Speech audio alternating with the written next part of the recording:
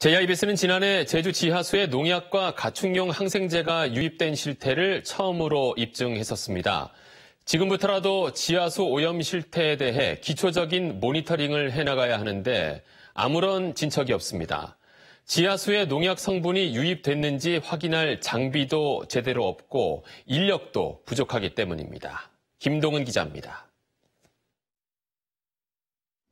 커다란 통에서 무언가 흘러나옵니다. 쓰다 남은 농약을 그대로 버리는 겁니다. 제주도 내 농약 사용량은 매년 늘고 있지만 제대로 관리되지 않고 있기 때문입니다.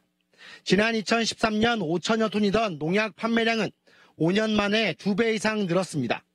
특히 물에 잘 녹고 토양 이동이 빠른 제초제는 3배 이상 증가했습니다. 지하수로 농약이 유입될 가능성이 그만큼 높아진 셈입니다. 실제 하와이 오아후 섬의 쿠니아 지역에선 지난 1980년 지하수에서 농약이 검출돼 일대 지하수 관정이 모두 폐쇄되기도 했습니다. 대규모 정화 사업 이후 수십 년이 지났지만 여전히 미량의 농약이 계속 검출되고 있습니다. 농약의 지하수가 한번 오염되면 사실상 정화가 불가능하다는 얘기입니다.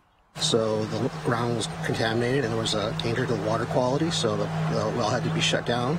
And it's a EPA Superfund cleanup site, so that means it's a major spill. 그러나 제주에선 아직 지하수에 농약과 가축용 항생제가 유입됐는지 분석조차 할 수 없는 상황입니다. 수천 종류인 농약 가운데 성분 분석이 가능한 농약은 겨우 4종에 불과합니다. 지하수 오염 가능성이 높은 제초제 성분은 확인할 수조차 없습니다. 분석 장비가 아직도 구축되지 않았기 때문입니다. 심지어 지난해 연구 분석 예산도 10%가량 삭감됐습니다. 제일 먼저 급한 게 어디에 얼마만큼한 농도로 나오는지가 급한데 분석하는 장비라든지 전처리하는 기계들이 아직 없어서 못했던 실정입니다. 어느 지역에서 어떤 농약 성분이 지하수에서 검출되는지 알아야 보완책 마련이 가능합니다.